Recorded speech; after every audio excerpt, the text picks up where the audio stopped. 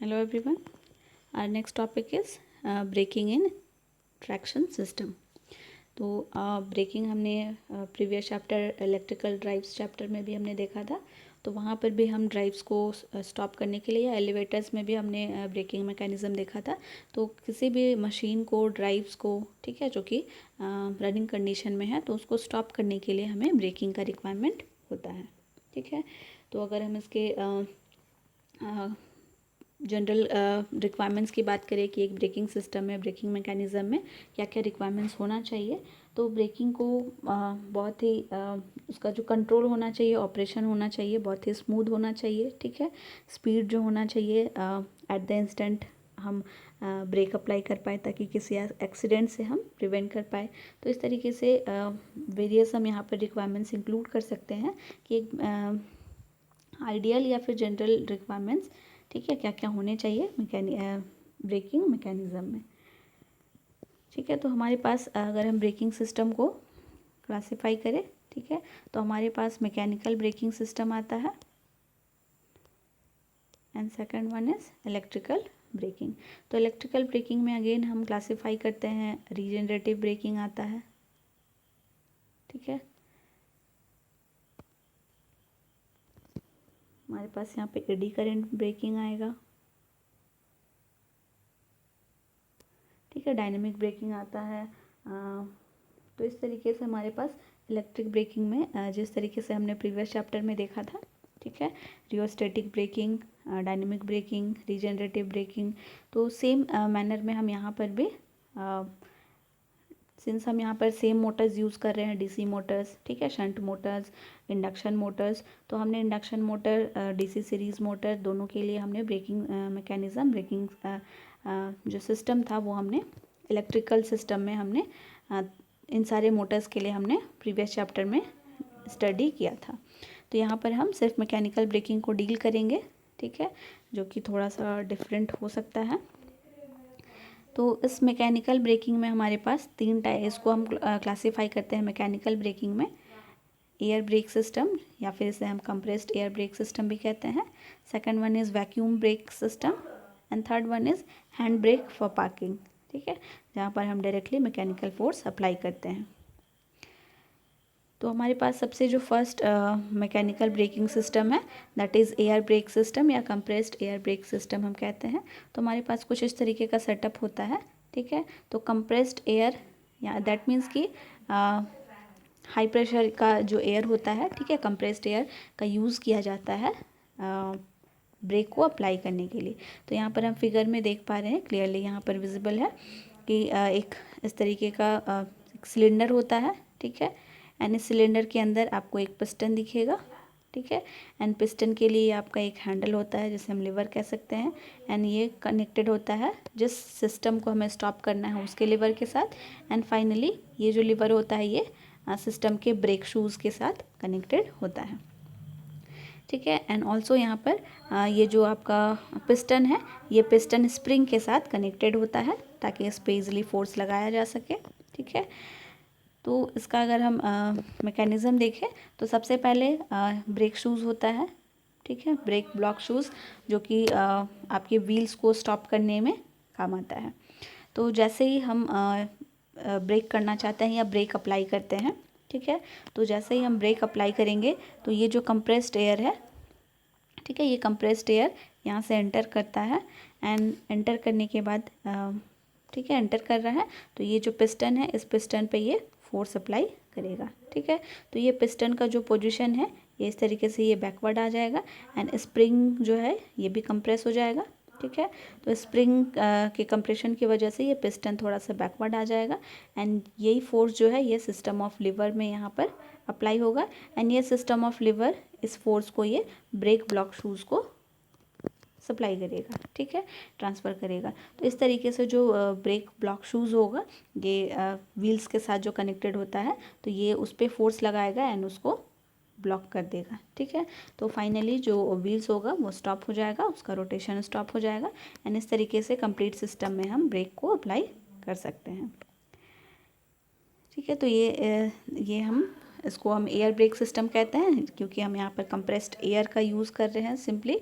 ठीक है, सिलेंडर के अंदर हम इसको एंटर कराते हैं एंड फाइनली ये पिस्टन को बैकवर्ड मूव कराता है एंड जिसका जो फोर्स है वो, ठीक है, ब्रेक ब्लॉक शूज़ पे काम करता है एंड फाइनली कंप्लीट जो ब्रेक है पूरे सिस्टम में ये अप्लाई हो जाता है।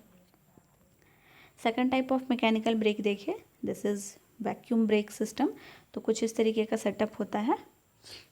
ठीक है, तो यहाँ पर हम देख पा रहे हैं कि ये आपका ट्रेन पाइप होता है सबसे नीचे में, जहाँ से एयर मूव करेगा।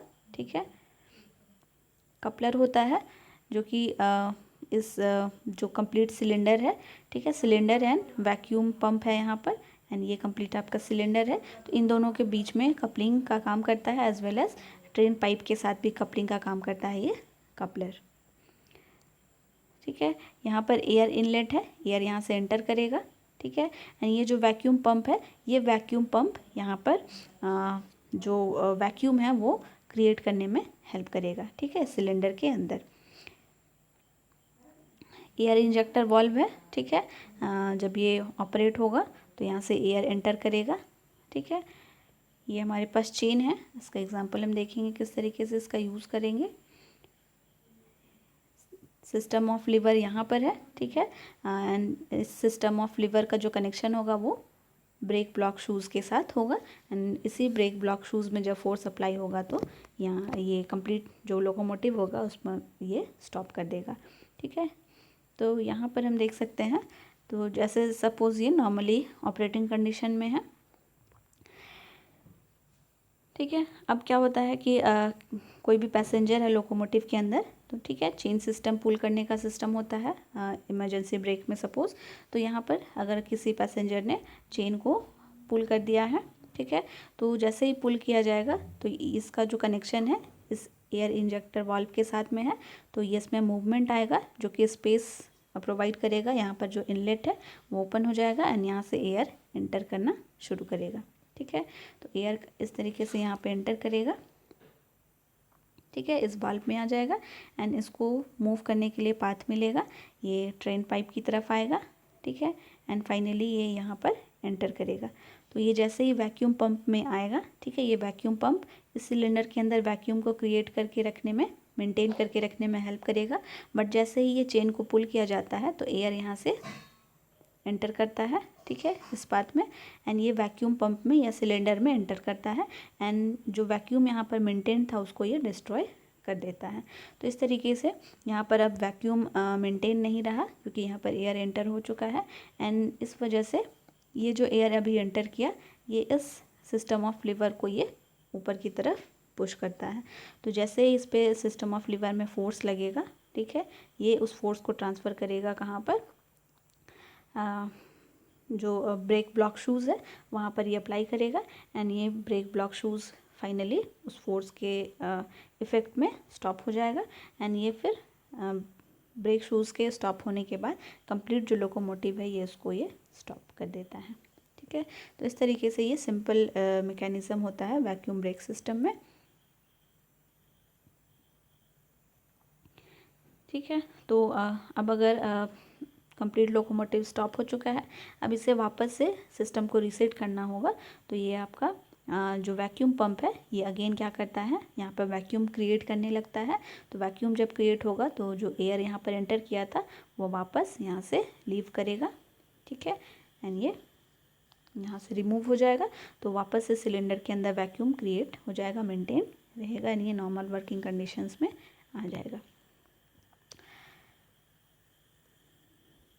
Third one is hand brake for parking. ठीक है, तो ये बहुत ही सिंपल, जिस तरीके से हम लोग नॉर्मल व्हीकल्स में भी हैंड ब्रेक का यूज़ करते हैं तो इसी तरीके का लोकोमोटिव्स में भी यहाँ पर हैंड ब्रेक प्रोवाइडेड होता है जो कि गार्ड्स केबिन या फिर ड्राइवर्स केबिन में प्रोवाइड किया जाता है।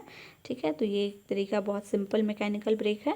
यहाँ पर एक हैंडल प्रोवाइड किया जाता है एंड इन केस अगर हमें लोकोमोटिव को या ट्रेन को स्टॉप करना है तो यहाँ पर उस हैंडल को हम उस पर मैकेनिकल फोर्स अप्लाई करते हैं एंड ये साइमल्टेनियसली इंजन के या फिर लोकोमोटिव्स के हर एक व्हील्स पे ये फोर्स अप्लाई करेगा, ब्रेक अप्लाई करेगा एंड कंप्लीट सिस्टम स्टॉप हो जाएगा।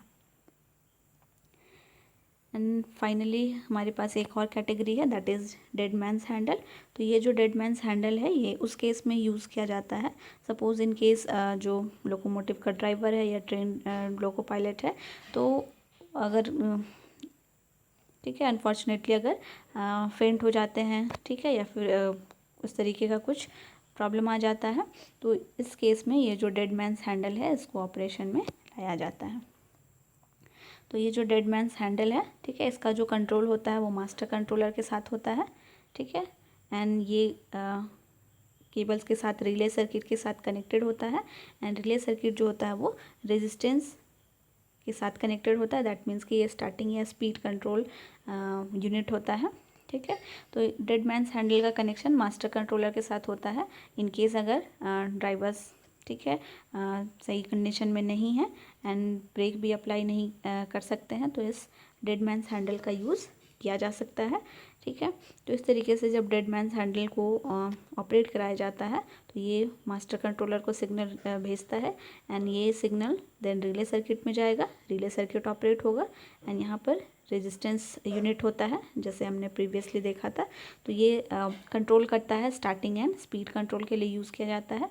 तो ये रेजिस्टेंस बहुत हाई हो जाएगा एंड उस केस में ये स्पीड को कंट्रोल करने में हेल्प करेगा, ठीक है। एंड फाइनली जो मोटर होगा वो स्टॉप हो जाएगा एंड कंप्लीट लोकोमोटिव भी स्टॉप कंडीशन में आ जाएगा।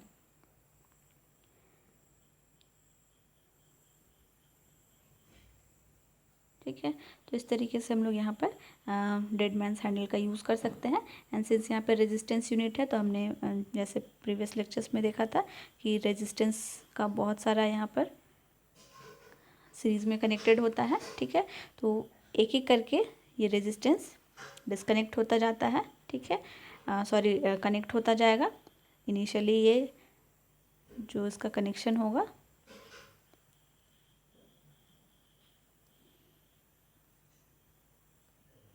ठीक है, इस तरीके से ये इनिशियली ये ओपन सर्किट होगा,